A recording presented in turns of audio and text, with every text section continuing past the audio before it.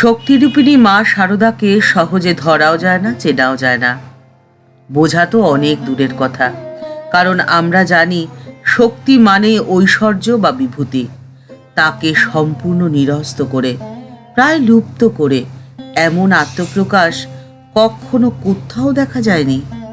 তবুও কখনো কখনো তার অবগুণ্ঠন সরে গিয়েছে, লজ্জা পটাবৃতার আবরণ উন্মোচিত হয়ে গেছে।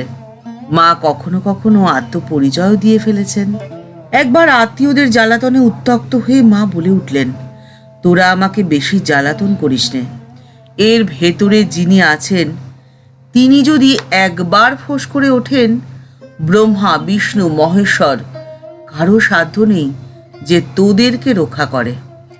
পাগলি মামিকে একবার মা বলেছিলেন, আমি যদি তোকে মারি, দুনিয়ায় এমন কেউ নেই যে তোকে রক্ষা করতে পারে। আরেক দিনের কথা মা পাগলি মামিকে বলছেন, তুই আমাকে সামান্য লোক মনে করিস নি রে।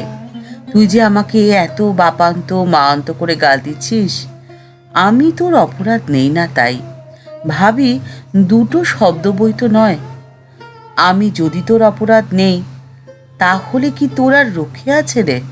একদিন শ্রীমা সারদা দেবী নিজে মুখেই বলেছেন, আমি থাকতে এরা কেউ আমায় জানতে পারবে না, কিন্তু পরে সব বুঝবে।